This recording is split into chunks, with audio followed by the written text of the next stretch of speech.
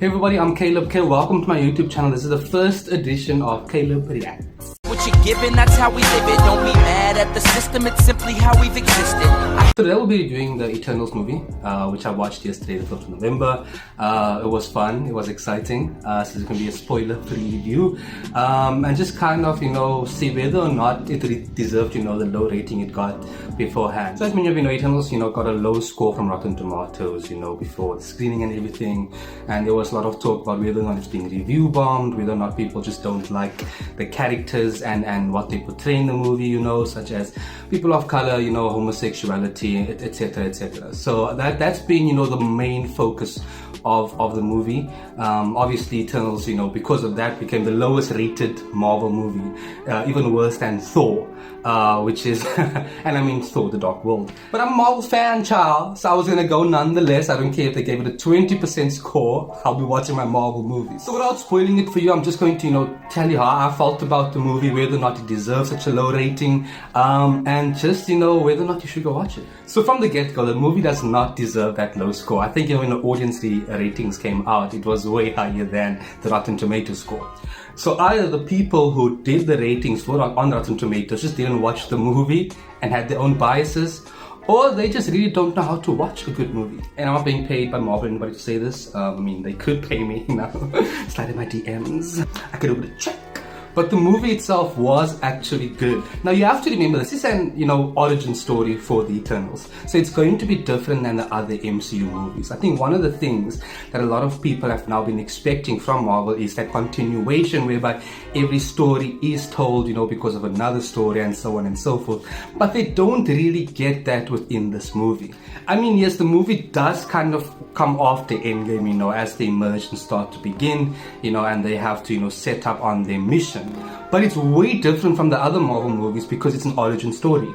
And talking about origin stories, I think the movie really captured well, the stories of every character. I think there's one character perhaps that, I thought maybe they just didn't know what to do with, and that character is Athena. I think, Angelina Jolie played well what they wanted for her to do, but I just felt like the character wasn't...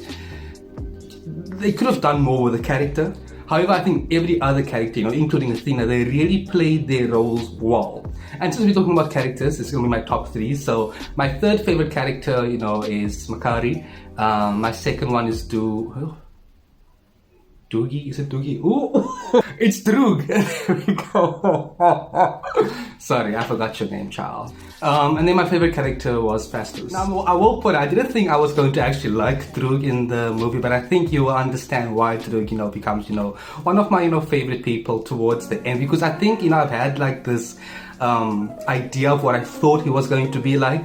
And then I was like, well, maybe I actually like this. But I liked every other character as well. I think, they did well, in the roles that they needed to play. There were maybe one or two that, really pissed me off.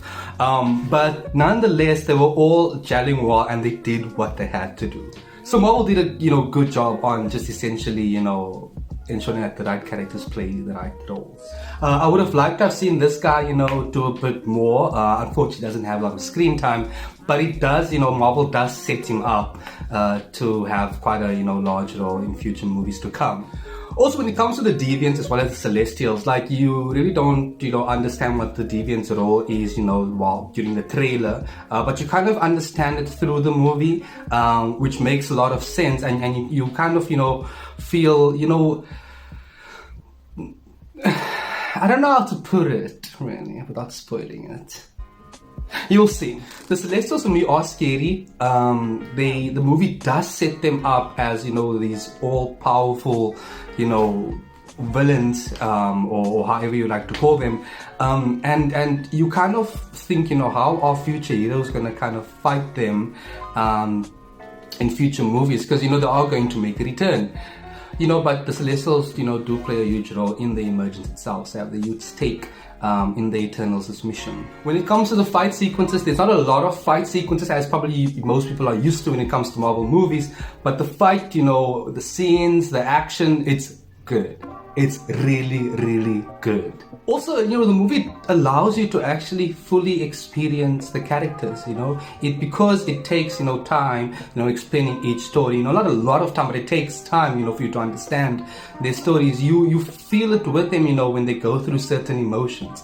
You know, you get angry, you get happy, you know, you're on your edge of your seat, thinking about what's going to happen next. So I think the movie in that, you know, sense really does well. So all in all, I think the movie's really good. I think, you know, the criticism it got beforehand is just probably people being biased, or they just really didn't watch the movie because it is a good movie, considering that it is an origin movie, right? And I think people need to go into this knowing that it's not going to be the same like every other MCU movie. So you have to think about it in that way. So if it was up to me, I'd say I'd give it around, you know, a 7.5 out of 10.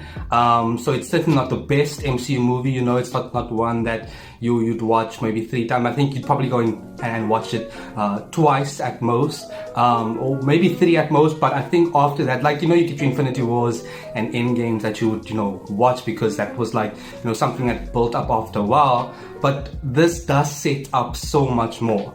And there are 2 end credit scenes, a mid credit and an end credit, and I think you will love it.